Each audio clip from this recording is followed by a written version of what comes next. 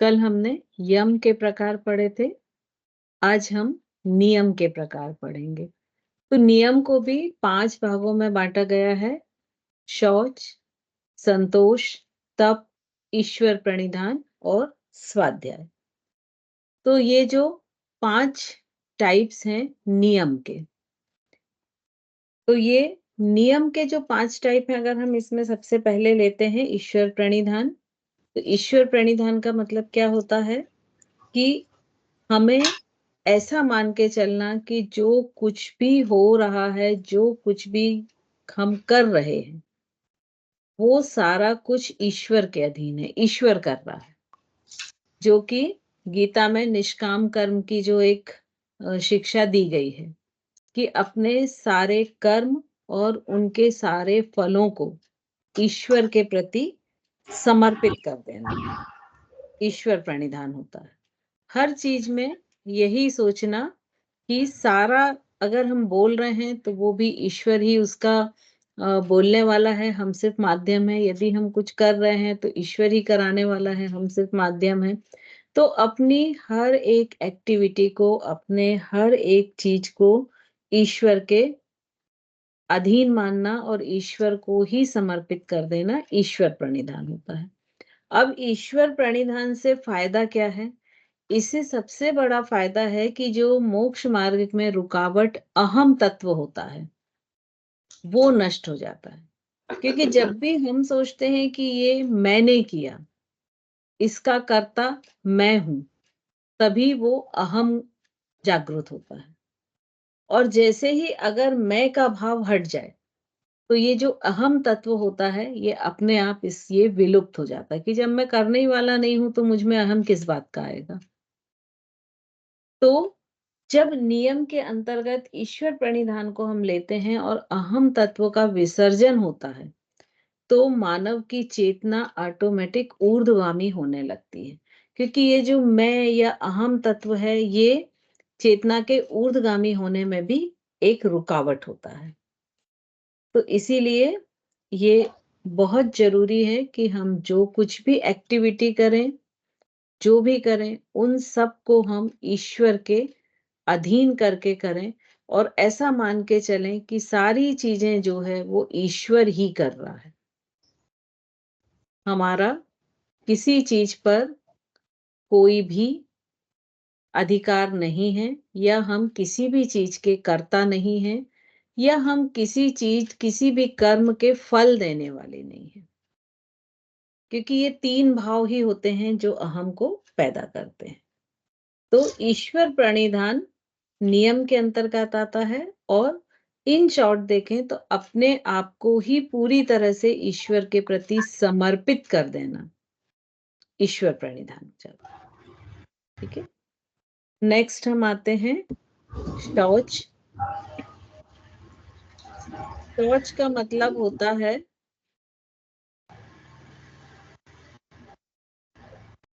Rajni ji please unmute ना करें आप अपने आप को बार बार। मैं यहाँ से म्यूट कर रही हूँ, आप अनम्यूट कर दे रहे हैं, प्लीज।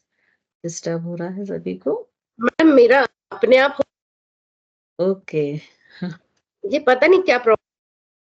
कोई बात नहीं, मैंने यहाँ से म्यूट कर दिया है अभी तो, है ना। ओके, सो नेक्स्ट जो है शौच। शौच का मतलब होता है शुद्धता।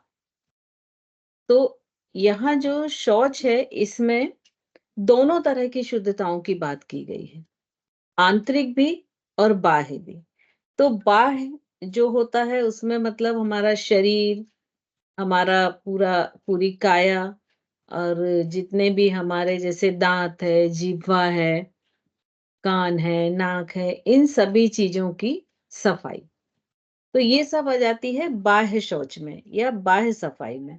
और आंतरिक में क्या आ जाता है? मन की सफाई, कि मन को पूरी तरह से साफ करना। फिर इसमें शरीर की सफाई में एक और चीज आती है कि कोई भी ऐसे खाद्य पदार्थ नहीं लेना कि जो उत्तेजना पैदा करते हैं। जैसे ड्रग्स जो होते हैं वो, फिर कुछ कुछ ऐसे जो तामसिक पदार्थ होते हैं, वो भी नहीं लेना। तो तामसिक पदार्थ कौन से माने जाते हैं? क्योंकि जो तामसिक पदार्थ होते हैं वो शरीर में तमस गुण को बढ़ाते हैं, और तामसिक पदार्थ अक्सर उन पदार्थों को माना जाता है जो सनलाइट की एब्सेंस में ग्रो करते हैं, मतलब जो जमीन के नीचे ग्रो करते हैं। क्योंकि जो जमीन के नीचे जड़ से हमें जो चीजें मिलती हैं खाने वाली, तो वो मोस्टली सनलाइट के संपर्क में नहीं रहती हैं। तो ऐसा माना जाता है कि जो चीज सनलाइट के संपर्क में नहीं रहती है, उनमें तमस गुण बढ़ता है उनसे। तो चूंकि जब एक साधक अपनी चेतना को ऊर्ध्वगामी बनाने की ओर अग्रसर होता है या समाधि की ओर अग्रसर होता है, तो वो ये चाहता है कि उसके अंदर सात्विक गुण बढ़े, ना कि तामसिक। तो उसको जो तामसिक पदार्थ होते हैं, वो उनके लिए अमेध्य कहे जाते हैं, अखाद्य कहे जाते हैं, कि वो उनके खाने योग्य नहीं है। और साथ ही जितने भी मादक द्रव्य होते हैं, कि जिनको ले करके किसी भी तरह का एक नशा होता है, वो भी खाने योग्य या पीने योग्य नहीं बताए गए हैं। इसके अलावा जो बहुत तीव्र गंध वाले पदार्थ होते हैं, जिनकी स्मेल जो है वो बहुत तेज होती है, तो वो भी अखाद्य की श्रेणी में रखे गए हैं। तो इस तरह से जो शौच है वो बाह्य और आंतरिक दोनों बताया गया है, और दोनों तरह की ही शुद्धता अनिवार्य बताई गई है। इसके बाद हम आते हैं संतोष।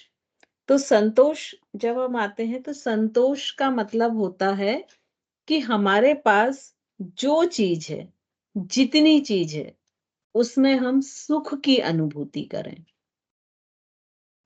जो कि अभी प्रेजेंट में सबसे अधिक असंभव मालूम होता है ना? क्योंकि हम अपनी चीज से सुखी होने की बजाय दूसरे की चीज को देख के दुखी ज्यादा हो जाते हैं, कि मेरे पास ये नहीं है। और ये जो डिजायर होती हैं, जो फिजिकल वर्ड से रिलेटेड होती हैं, ये अनलिमिटेड होती हैं। इनका कोई एंड नहीं है, एंडलेस होती हैं।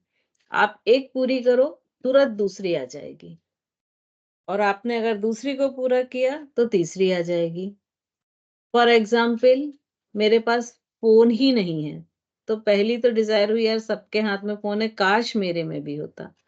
अब मुझे कीपैड वाला फोन मिल गया, अभी एक डिजायर पूरी हुई, फोन मिल गया, तुरंत दूसरी हुई, यार टच पैड वाला मिल जाता। अब टच पैड वाला मिला, नेक्स्ट फिर से शुरू हो गई कि यार थोड़ी सी मेमोरी अधिक होती तो ज्यादा अच्छा होता, है ना? तो ये जो डिजायर होती हैं, ये एंडलेस होती हैं, इनका कहीं कोई अंत नहीं है। तो संतोष के लिए सबसे ज्यादा ये प्रमुख होता है कि हम अपनी भावना को, संतोष की भावना को प्रबल करें, और हमारे पास जो चीजें हैं उसमें हम सुख को महसूस करें, जो कि ज्यादातर नहीं हम महसूस करते हैं। इसके बाद जो इस भावना को हम प्रबल करें कि जो प्राप्त है वो ही पर्याप्त है, और जो अप्राप्त है वो शायद मेरे दुख का कारण था, तो उसकी मुझे जरूरत नहीं है। तो यदि हम इस पर दृढ़ता के साथ जमे रहें कि जो प्राप्त है वही पर्याप्त है, तो संतोष गुण ऑटोमेटिक ही जो है प्रबल होता जाएगा, संतोष की भावना, और हमारे दुख भी कम होते जाएंगे। क्योंकि दुख हमें कब होता है? जब हम असंतोषी होते हैं। एक हमने बहुत खूबसूरत साड़ी पहनी, हमको उसका बहुत सुख है, ठीक है, कि 10 लोगों ने तारीफ की।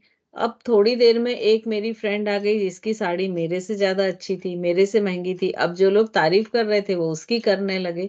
तो जो साड़ी क्षण भर पहले सुख का कारण थी, वही क्षण भर बाद किसका कारण हो गई? दुख का कारण। कि हमको अंदर ही अंदर हम दुखी हो रहे हैं कि देखो सब उसकी तारीफ कर रहे हैं, मेरी साड़ी की कोई भी नहीं कर रहा है। तो ये जो सुख और दुख की जो भावना है, ये एक्चुअली हमारी मन स्थिति पर डिपेंड है। ये सच में सुख और दुख नहीं होता है। ये सिर्फ हमारी मन स्थिति हमको उसका एहसास करा देती है।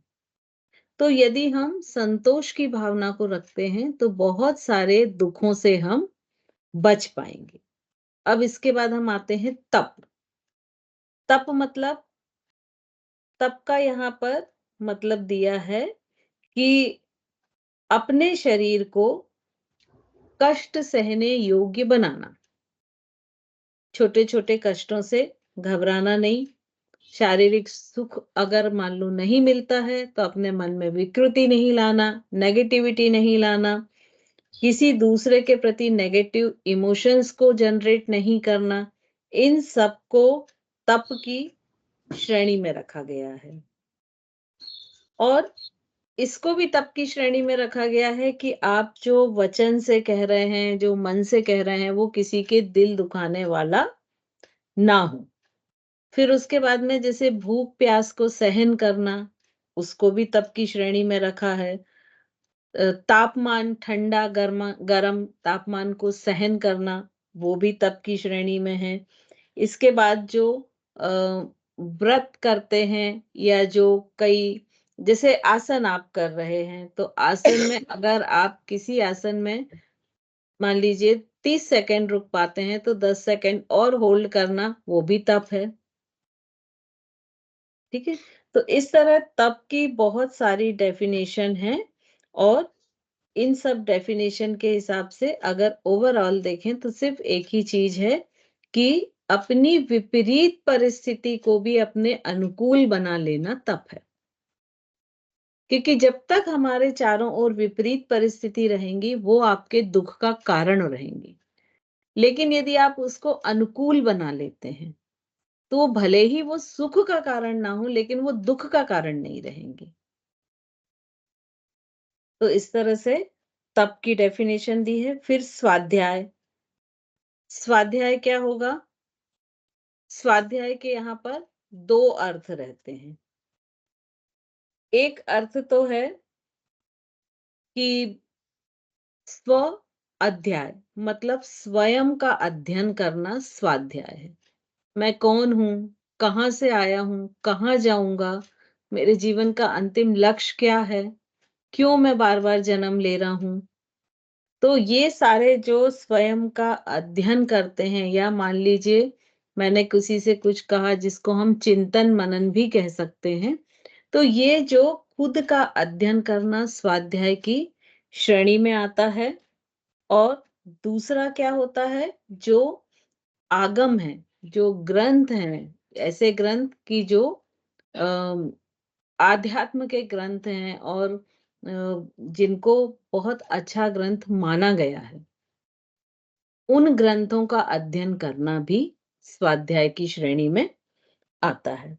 तो स्वयं का अध्ययन करना और स्वयं के अध्ययन के लिए जहाँ भी रुकावट आ रही है तो उसको बढ़ाने के निमित्त से ग्रंथों का अध्ययन करना, दोनों ही या शास्त्रों का अध्ययन करना, दोनों ही स्वाध्याय की श्रेणी में आते हैं।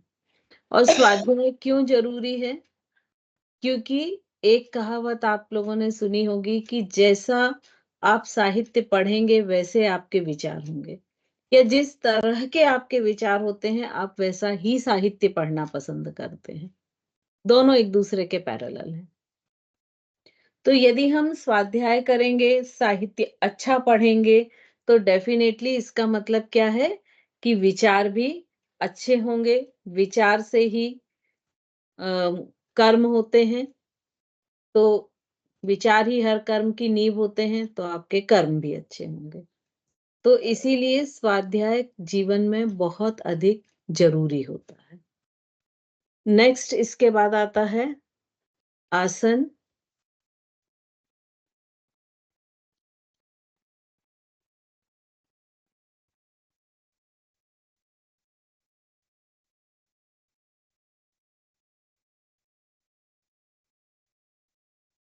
आसन, तो ये कुछ सावधानियाँ हैं जो आसन के पहले होनी चाहिए कि जैसे शौच क्रिया स्नान से निवृत्त होने के बाद करना चाहिए। समतल भूमि होना चाहिए, नीचे मैट बिछी होनी चाहिए, मौसम के अनुसार वस्त्र होने चाहिए, खुले और हवादार कमरे में होने चाहिए और शुद्ध वायु हो। आसन करते समय अनावश्यक जोर नहीं लगाना चाहिए और मांसपेशियां जो हैं उनको इतना नहीं खींचना चाहिए कि उनमें दर्द हो जाए और कुछ जो परिस्थितियां होती हैं जिनमें आसन न करने की सलाह दी जाती है उसमें आसन नहीं करना चाहिए। तो ये आसन के पूर्व की सावधानियां हैं। आसन में आहार का भी अत्यधिक महत्व होता है, तो उस समय जब आप आसन करें तो सात्विक आहार लें। आश्रम के आसन के शुरू में और अंत में शिथिलीकरण ज़रूर करें और जो भी आसन कर रहे हैं उसको विधि पूर्वक करें और उसका काउंटर और अ, एंटी काउंट उसका आसन का पोज़ और उसका काउंटर पोज़ दोनों ज़रूर करें। यदि कहीं पीड़ा है तो उसमें योग चिकित्सक की सलाह लें। और यदि मान लीजिए किसी तरह की एसिडिटी या अन्य प्रॉब्लम है, मान लीजिए इम्प्योर ब्लड है, तो जो इनवर्ट पोज होते हैं वो नहीं करने चाहिए और वार्म अप और कूल डाउन ये दोनों चीजें जरूर करना चाहिए। अब आसन का जो शाब्दिक अर्थ होता है वो होता है बैठना, बैठने का आधार, बैठने की विशेष प्रक्रिया या बैठ जाना। तो जो गोरक्षनाथ है इन्होंने आसन को अपना जो षटांग योग दिया है, 6 अंगों वाला योग, इसमें तीसरा स्थान दिया है। इसी तरह से महर्षि पतंजलि ने भी जो है वो तीसरा नंबर पर इनके अष्टांग योग में आसन आता है और आसन से महर्षि पतंजलि के अनुसार चित्त की स्थिरता, शरीर, मांसपेशियों, अंगों इन सब की दृढ़ता आती है। मांसपेशियों में लचीलापन आता है, फ्लेक्सिबिलिटी आती है, मन में स्थिरता आती है और जो मन है वो ईश्वर के साथ जुड़ने लगता है। अब महर्षि पतंजलि ने जो परिभाषा दी है आसन की वो दी है स्थिर सुखम आसन। मतलब शरीर की वह स्थिति जिसमें आप लंबे समय तक सुखपूर्वक बैठ सकें, सुख और शांति पूर्वक बैठ सकें, वो आसन है। तो इसका मतलब ये हुआ कि आसन जब भी हम करें तो उसमें बहुत अनावश्यक जोर ना डालें, क्योंकि यदि हम बहुत अनावश्यक जोर डालते हैं तो वो सुख और स्थिरता और शांति की पोजीशन नहीं होगी, तो वो आसन की श्रेणी में नहीं आएगा। नेक्स्ट प्राणायाम। प्राणायाम जैसा कि आप सभी जानते हैं कि प्राणायाम ब्रीदिंग टेक्निक्स होती हैं और इसका अर्थ होता है प्राण धन आयाम, मतलब प्राणों को विस्तार देना, बढ़ाना प्राणायाम होता है। तो प्राणायाम में हम क्या करते हैं कि जो प्राण वायु होती है उसका कंट्रोल, कॉन्ट्रैक्शन और एक्सटेंशन करते हैं और उन चूंकि हमारे सारे इमोशंस, सारी भावनाएं हैं, थॉट्स हैं, डिजायर हैं, ये सब चीजें श्वासों से जुड़ी रहती हैं। तो जब भी हम अपना ध्यान श्वासों पर लगाते हैं तो जो मन की चंचलता है वो ऑटोमेटिक शांत होने लगती है, खत्म होने लगती है और जिसके फलस्वरूप मन जो है वो शांत होने लगता है। और हठ योग प्रदीपिका में 8 टाइप के प्राणायाम दिए हैं। अब ये प्रत्याहार। प्रत्याहार का मतलब होता है कि ये जो प्राणायाम प्रत्याहार 5 अंग होते हैं, यम नियम आसन प्राणायाम प्रत्याहार, ये पांचों अंग बहिरंग कहे हैं महर्षि पतंजलि ने, क्योंकि इस समय तक साधक जो है वो बाहरी जगत से जुड़ा रहता है। अब ये प्रत्याहार सबसे पहले स्टार्टिंग होती है आंतरिक जगत से जुड़ने की। तो जब ये आंतरिक जगत से जुड़ते हैं तो प्रत्याहार में प्रक्रिया होती है कि जो पांचों सेंस ऑर्गन होते हैं, ज्ञान इंद्रियां जो पांचों हमारी होती हैं, आंख, कान, नाक, जिह्वा और त्वचा, इन पांचों इंद्रियों को बाहर की बाह्य जगत से डिटैच करते हैं और इन पांचों इंद्रियों को अंतः जगत से जोड़ते हैं। तो यही प्रक्रिया प्रत्याहार कहलाती है।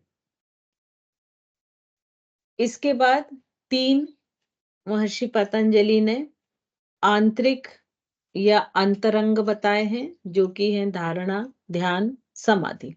तो प्रत्याहार में जब हम ज्ञान इंद्रियों को अंदर की तरफ मोड़ना शुरू करते हैं, उसके बाद धारणा में हम उन जो अंदर मुड़ी हुई इंद्रियां हैं, उनको किसी एक लक्ष्य पर साधते हैं, वो धारणा है।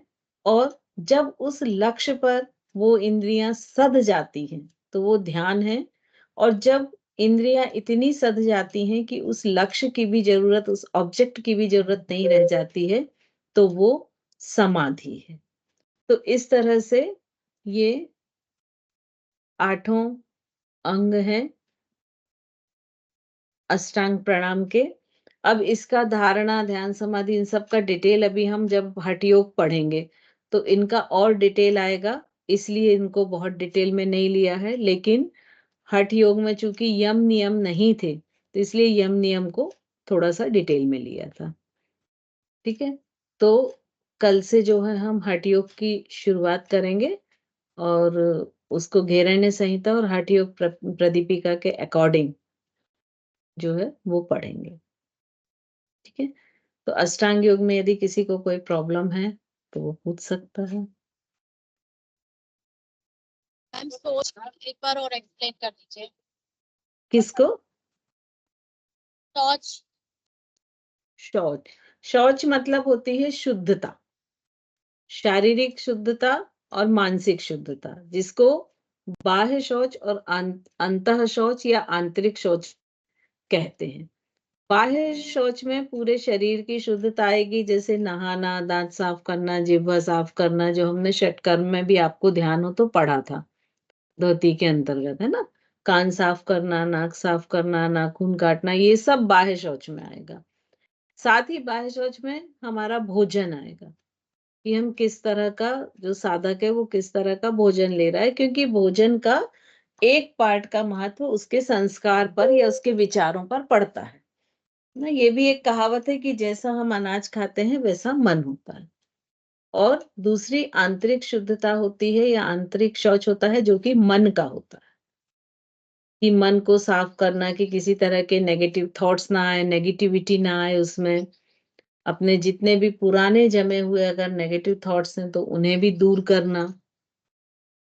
तो ये सब शुद्धि क्रिया के अंतर्गत आता है। अगर इन शॉर्ट हम बोलें तो फिजिकल मेंटल डिटॉक्सिफिकेशन शौच है। ठीक है, थैंक यू मैम।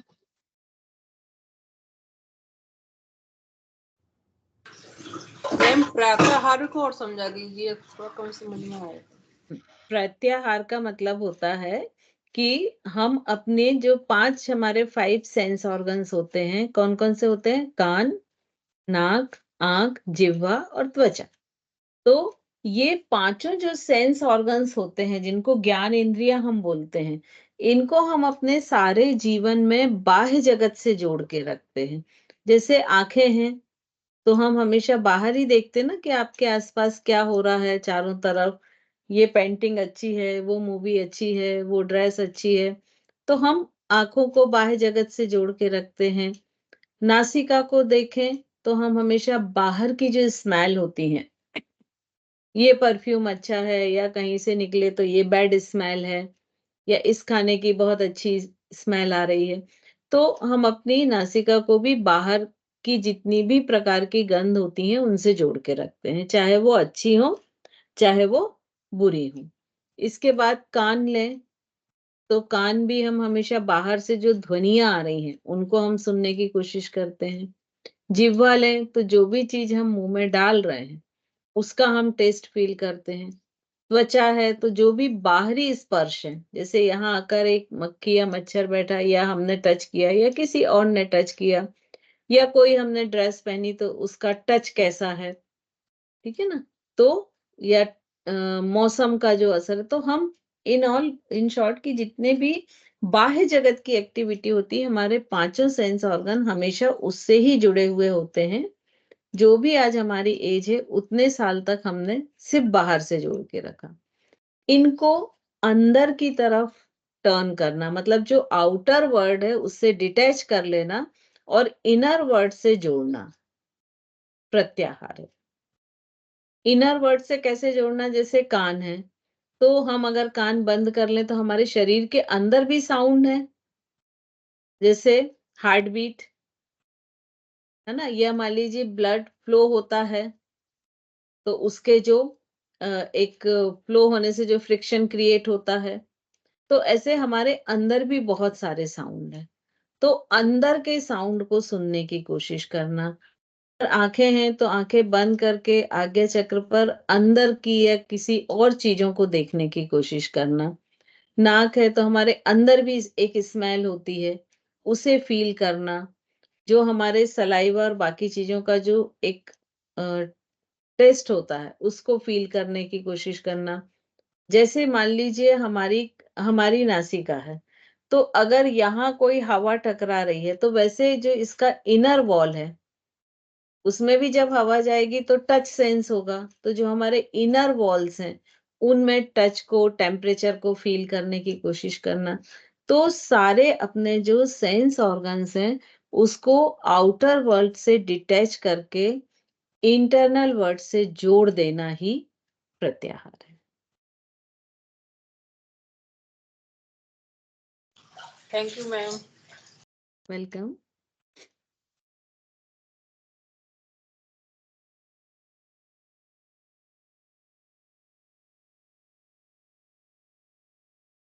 और किसी का है कोई क्वेश्चन, या कोई कुछ बताना चाहता है, बोलना चाहता है, तो भी बोल सकता है, जरूरी नहीं क्वेश्चन ही हो।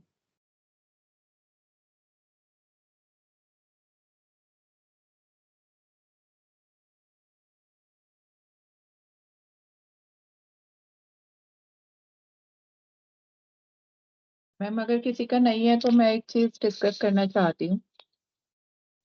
मेरे ख्याल से नहीं है, क्योंकि कोई भी हैंड रेज नहीं है, तो आप कर सकते हैं। मैम हठयोग प्रतिपिका में पढ़ रही थी, तो उसमें ये लिखा था ये जो 10 नियम, यम और नियम बताए गए हैं हम्म कि ये जरूरी नहीं है कि आसन और प्राणायाम से पहले ही किए जाएं। हम्म ये it should be come from internal, मतलब अंदर से तभी आता है जब हम आसन प्राणायाम इन क्रियाओं में इन्वॉल्व होते हैं। उसके बाद ये सब चीजें अपने आप आने लगती हैं, हमें फोर्सफुली नहीं करनी पड़ती ये चीजें। और ग्रंथों में ये लिखा है कि ये हमें पालन करना चाहिए। तो एक्चुअली ये हठयोग और राजयोग में डिफरेंस है, जो आपने बोला। राजयोग बोलता है कि पहले मन की शुद्धि करो, फिर शरीर की शुद्धि पे जाओ। और हठयोग बोलता है कि जब आप शरीर की शुद्धि चालू करेंगे तो मन अपने आप शुद्ध होने लगेगा। जी हाँ, कंटिन्यू करें सोनिया जी। हाँ मैम, बस इसी के बारे में पूछना था कि मतलब एक्चुअली क्या करना चाहिए। मतलब मुझे तो ये वाला ज्यादा सही लगा कि मतलब ठीक बात है, जब हम आसन प्राणायाम और इसमें जब हमारी, जैसे प्राणायाम में हम लोगों के जो प्राण होते हैं वो मैनेज होते हैं, बैलेंस होते हैं, तो अपने आप धीरे धीरे ही हम ये नियम और नियम का पालन कर पाएंगे। पहले से ही अपने आप को इतना फोर्सफुली उस पे स्टिक कर देना, हम्म तो मतलब मैं अपने ऊपर सोचती हूँ तो मुझे ये बेटर लगा। बाकी आपके मैं व्यूज जानना चाह रही थी इसमें। इसीलिए आजकल प्रेजेंट में हठयोग ज्यादा प्रचलित है, आप लोग देखें तो, है ना, राजयोग कम प्रचलित है। और सेकंड क्या होता है कि जब हम आसन करते हैं, जैसे सपोज अभी मैं बैठ जाऊं और बोलूं कि नहीं, कोई थॉट्स नहीं आना चाहिए, कोई थॉट्स नहीं आना चाहिए, तो मालूम पड़े डबल आने शुरू हो जाएंगे, स्पीड बढ़ जाएगी। लेकिन जब हम आसन प्राणायाम पर जाते हैं, और प्राणायाम में जब हम अपने पूरे ध्यान को अपनी ब्रीदिंग पर रखते हैं, तो आप देखिए आपकी थॉट प्रोसेस ऑटोमेटिक रुक जाती है, बिना कुछ करे। क्योंकि ब्रीदिंग पर जब भी आप ध्यान रखेंगे तो ये एकदम मतलब कंपलसरी है कि वो मन शांत होता ही है, और आपके जो थॉट प्रोसेस है वो रुक जाती है। तो मुझे ऐसा लगता है कि यदि हम हठ योग के थ्रू जाते हैं, तो उसमें हम बिना फोर्स के और उस चीज को अचीव कर लेते हैं। अब जैसे जैसे आप आसन करते हैं, योग करते हैं, तो आप देखिएगा कि आपको खुद में चेंजेस खुद समझ आते होंगे। जो आप 1 साल पहले थे, जो भी नेचर के थे, वो आज डेफिनेटली नहीं होंगे, भले ही उसमें 1% का चेंज हुआ होगा। मैं ये नहीं बोलती कि 100% का चेंज हुआ होगा, लेकिन होगा 100%। तो ये चेंजेस सब में डिफरेंट होता है, किसी में 1%, किसी में 10%, तो ये डिफरेंट हो सकता है। बट जब हम आसन करते हैं तो चूंकि हमारे हार्मोन्स जो होते हैं, हर आसन ऐसे डिजाइन है कि उसका किसी ना किसी एक एंडोक्राइन ग्लैंड पे इफेक्ट पड़ता ही पड़ता है। तो जैसे जैसे भी ये हमारे एंडोक्राइन ग्लैंड से हार्मोन सीक्रेशन बैलेंस होते हैं, तो ऑटोमेटिक हमारे थॉट्स बैलेंस होते हैं, क्योंकि ये दोनों पैरेलल चलते हैं, एक दूसरे के पूरक हैं। यदि थॉट डिस्टर्ब होंगे तो सीक्रेशन ऑफ हार्मोन्स डिस्टर्ब हो जाएगा। यदि सीक्रेशन ऑफ हार्मोन्स डिस्टर्ब होगा तो थॉट डिस्टर्ब होंगे। तो दोनों एक दूसरे के पैरेलल हैं। तो इसीलिए कि जब हम आसन करते हैं तो चूंकि आसन इस तरह से सेट होते हैं कि वो कोई ना कोई एंडोक्राइन ग्लैंड को बैलेंस करते हैं। और जब हम एक सीटिंग में कई तरह के आसन करते हैं, कोई एक ही तो करते नहीं है कि मान लीजिए हमने आधे घंटे भी किया तो हो सकता है उसमें हम 10 या 12 या 15 आसन करेंगे। तो वो 15 आसन में लगभग सारे एंडोक्राइन ग्लैंड कवर हो जाते हैं। और जब वो कवर हो जाते हैं, उनके सीक्रेशन बैलेंस होते हैं, तो ऑटोमेटिक आप देखिए जब आप आसन वगैरह करते हैं तो आपका मन थोड़ा शांत होने लगता है। और उसके बाद जब प्राणायाम करते हैं और शांत हो जाता है। और अगर प्राणायाम के बाद आपने मेडिटेशन किया थोड़ी सी देर के लिए तो जब आप मेडिटेशन से उठते हैं, बाहर आते हैं, तो लगभग 1-2 मिनट तक तो लगता है कि हम किसी से ना बात करें, ना कोई हमसे बात करे। मतलब हमको खुद में ही अपने आप में रत रहना या अपने आप में लीन रहना अच्छा लगता है। तो ये जो इफेक्ट्स हैं, ये आसन, प्राणायाम और ध्यान करने से ऑटोमेटिक आते ही हैं। और जो अभी मान लीजिए जो 2 महीने 3 महीने भी इन चीजों को कंटिन्यू करता रहता है, तो उसके जो नेगेटिव थॉट्स होते हैं वो ऑटोमेटिक कम हो जाते हैं। जो एक गुस्से वाला थॉट रहता है कि किसी ने कुछ बोला नहीं और हम बिल्कुल गुस्से में लड़ने खड़े हैं, वो 2, 3, 4 महीने बाद मालूम पड़ा कि किसी ने कुछ बोला तो हम हंस के निकल जाएंगे, गुस्सा आने की बजाय, है ना? तो ये चेंजेस आते ही हैं। तो मुझे भी, मेरा भी यही ओपिनियन है कि यदि हम आसन से शुरू करते हैं और फिर साथ में यम नियम करते हैं तो बेटर होगा, बजाय इसके कि पहले सिर्फ यम नियम करें। तो मैम एक नई शायद चीज पहले मंत्र वगैरह इन सब चीजों की बहुत ज्यादा वैल्यू थी, यम नियम, इसलिए वो कहीं ना कहीं बिल्कुल। पुरानी प्रथा कह सकते हैं कि वो पहले जोड़ दिए गए हैं। एक्चुअली ये भी ना, जैसे हम बोलते हैं ना कि हर बॉडी हर माइंड अलग है, तो हम सब पर ये फॉलो नहीं कर सकते हैं ना। किसी पर हो सकता है ऐसा भी हो कि उस पे यम नियम पहले करना पड़े उसके रिक्वायरमेंट के हिसाब से। तो इसको इवन कोई हम टेक्निक्स हो एक तरह की जिस पर जो अप्लाई करें, जिस पर जिसको बेनिफिट जिससे हो रहा है वो चीज टाइप है ये। बिल्कुल बिल्कुल जिसके लिए जो जरूरत है उसको अप्लाई करें। श्वेता जी। मैम एक सेकंड, एक चीज और थी मैम, ये सेकंड, थर्ड और फोर्थ यूनिट थोड़ा सा हमें रिवाइज करा दीजिएगा, सेकंड ईयर वालों को भी आप। ठीक है, ठीक है। नेक्स्ट वीक ना, अभी आप इनका ले लीजिए इस हफ्ते, फिर सेकंड, थर्ड और फोर्थ यूनिट रिवाइज करा दीजिए, बहुत सारी प्रॉब्लम्स है उसमें। मैम असाइनमेंट लेके और एग्जाम का लेके थोड़ा सा पूछना था। जो योगा थेरेपी है उसको एक दिन थोड़ा थोड़ा सबके बारे में कि कितना लिखना है, क्या लिखना है, एग्जाम में कितना लिखना है, असाइनमेंट प्लीज आप लोग इसका ना, एक अलग आप लोग अपने क्वेश्चंस तैयार करके रख लीजिए, तो एक क्लास हम उसकी ले लेंगे। ठीक है। हाँ मैम, ये बहुत जरूरी हो जाएगा क्योंकि अभी नहीं